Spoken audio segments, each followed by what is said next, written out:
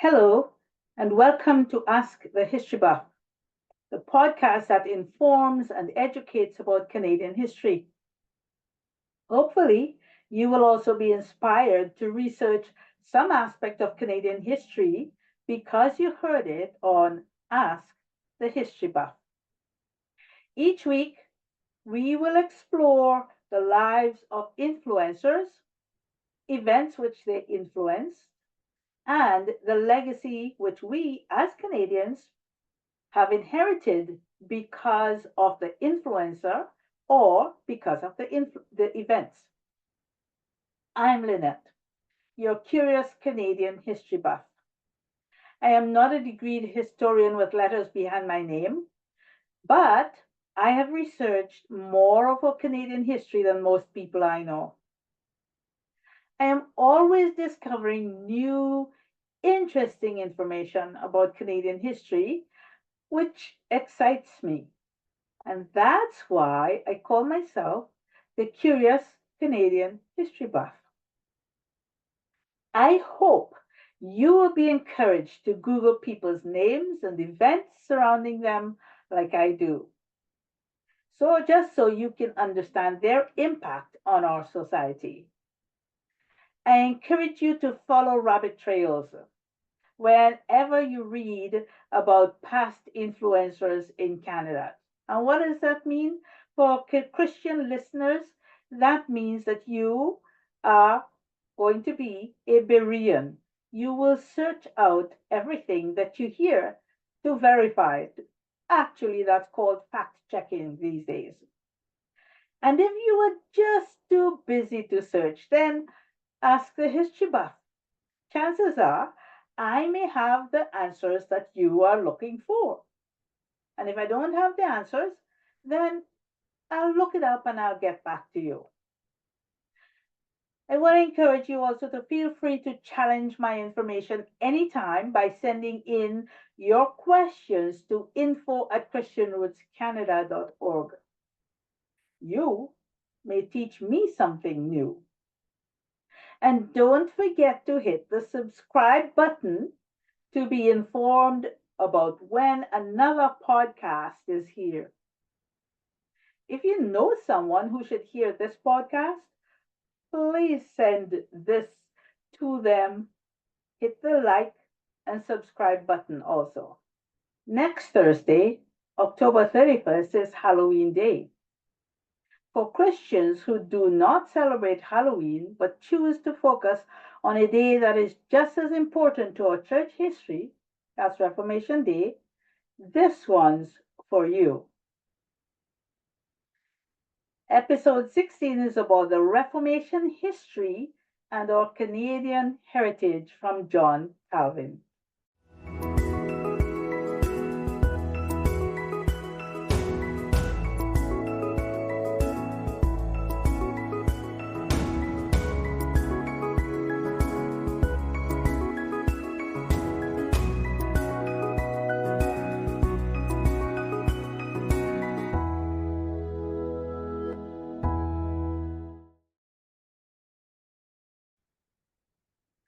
On October 31st, 1517, on Halloween Day, Martin Luther nailed his 95 Theses to the door of a church in Wittenberg, Germany.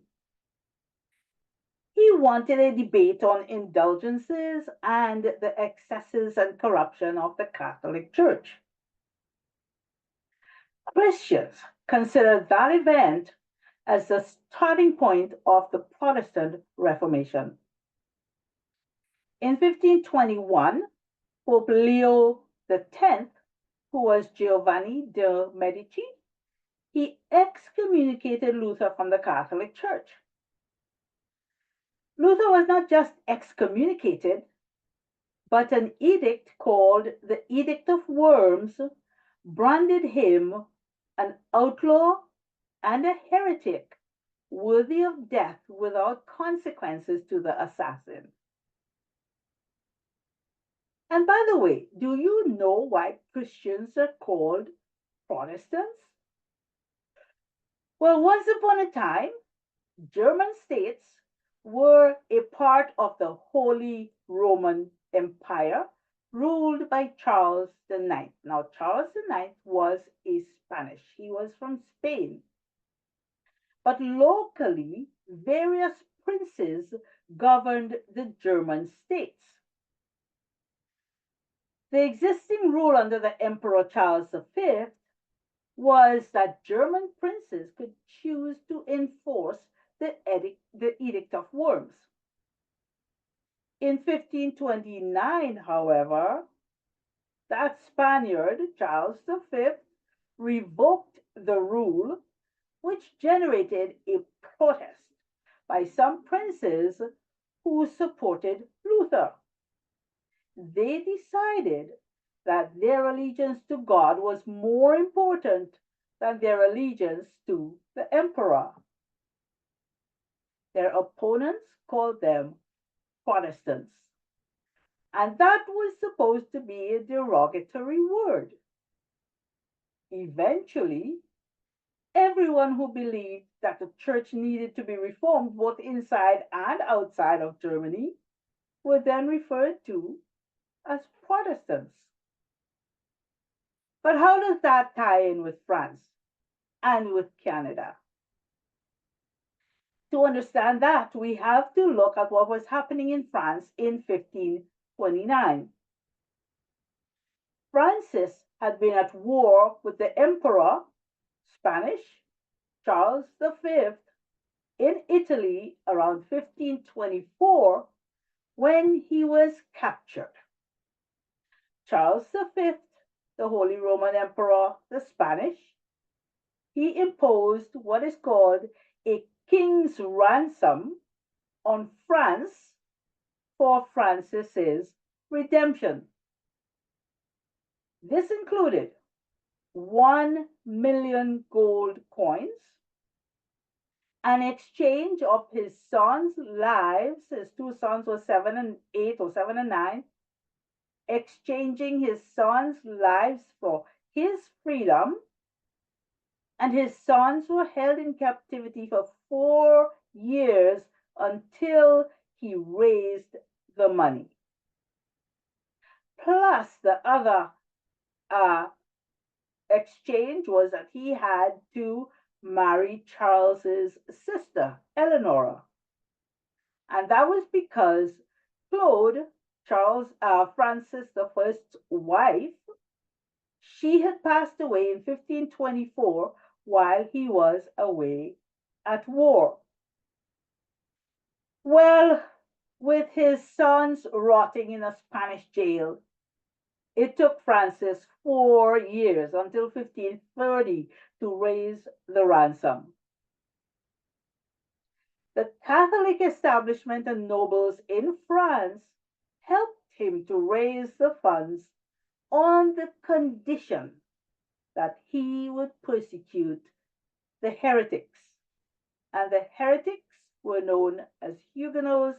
The Huguenots were the French Protestants.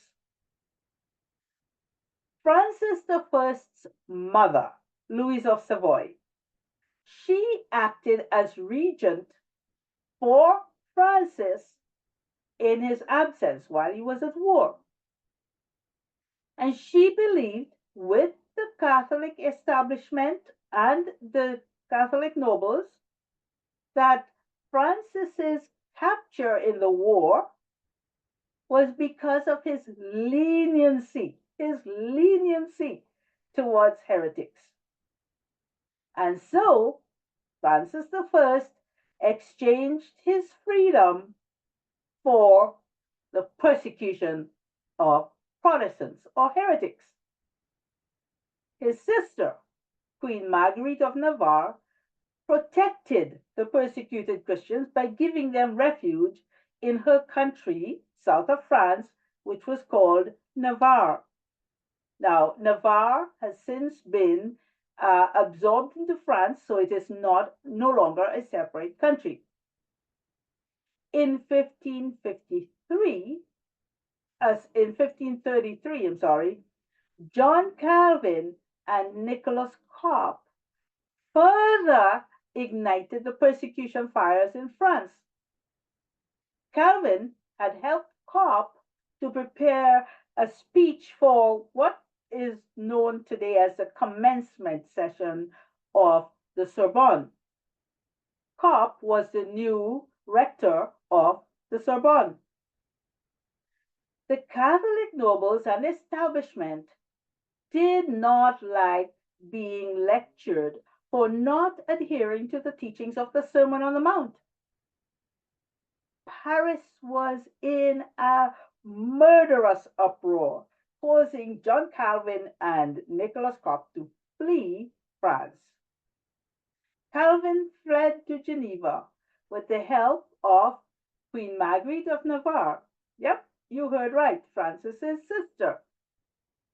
You see, Queen Marguerite of Navarre had been protecting the persecuted Protestants from her brother King Francis I, and that is because Marguerite really wanted to see the Catholic Church reformed from within. She became one of the mystic Christian leaders. She was well respected by Erasmus, that great theologian. In any case, by 1535, Calvin wrote an open letter to King Francis I from Geneva in defense of the faith.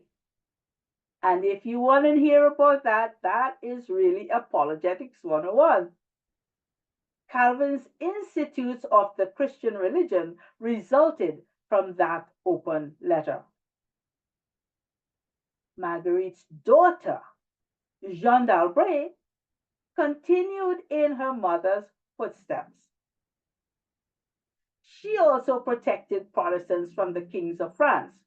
And by the time Marguerite died and Jeanne was ruling Navarre, Francis I had passed away, and his son, Henry II, had passed away.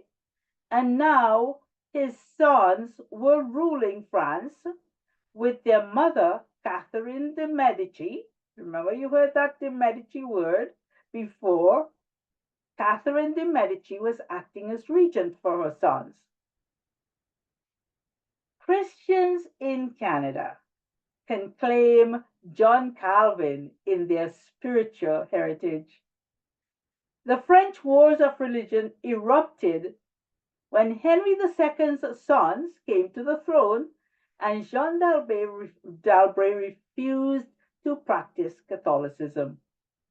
She declared her country as a Calvinist country in 1560. At that time, Protestants in France were called the derogatory term Huguenots. John Calvin sent Theodore Beza from Geneva to Navarre to be Jeanne d'Albret's spiritual coach and pastor. Theodore Beza held Protestant services in Jeanne's apartment in the court of France in Paris. In the Third War of Religion, Jeanne fought from within the walled city of La Rochelle. Jeanne's young son, Henry III of Navarre, raised by her as a Huguenot, became the person in charge of the army at age 15. He became King Henry III of Navarre at age 18. The finest Huguenot thinkers surrounded him in his court of Navarre. Henry III of Navarre eventually became Henry IV of France in 1589. Now, a civil war with the Catholic League kept him from ruling France until around 1594, 5 years or so. He passed the Edict of Nantes in 1598. This allowed him to commission Huguenot noblemen to travel and trade again on behalf of the king. By 1599, he sent Huguenot noblemen to establish colonies in New France, some of whom fought alongside him in the French Wars of Religion. And these included men like Pierre Chauvin de Tonnetou, Aimar de Chaste, Francois Gravé Dupont, Samuel Champlain, and Pierre de Gois de Mont. Because of Huguenots like Du Bois and Champlain, they established the very first colony of settlers on St. Croix Island, which was in Acadia at the time. It is now in Maine. And they settled the very first colony of what would become Canada on June 24th, 1604. And that day has been celebrated as Saint Jean Baptiste Day. The celebration of Saint Jean Baptiste Day in Quebec continues, not because of its religious meaning, but as a day of national identity within the sovereigntist movement. Even the song written to celebrate Saint Jean Baptiste Day in Quebec many years ago, the Chant National, that became the nucleus of Canada's national anthem. And all of this happened because of the French Reformation. So let me give you a little quick recap of what the process was. Jacques Lefebvre d'Etaples, which you can listen to in episode 12, he influenced Calvin and Nicholas Cop and possibly Marguerite of Navarre.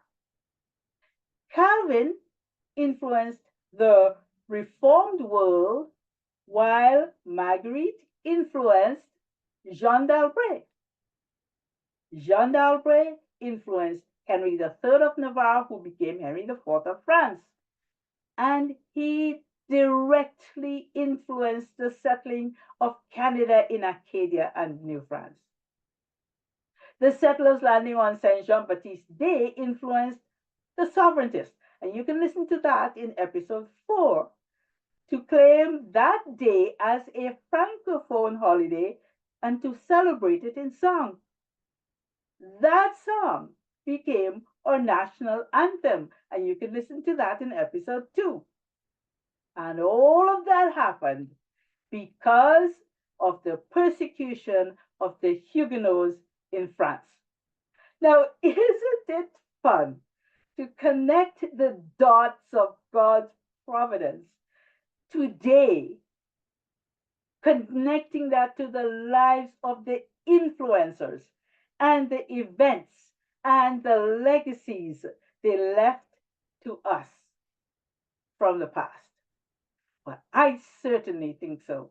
And I hope you think so by going back to those episodes, listening to them, and you can get so much more information from the French Connection, or course that takes you from Francis I all the way to Louis XIII and how he inherited France after his dad, who was Henry IV.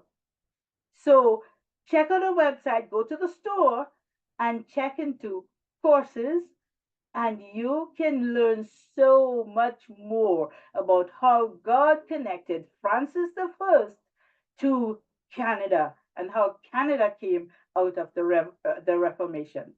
So happy Reformation Day when you listen to this. I hope you can listen to all of the episodes before October 31st.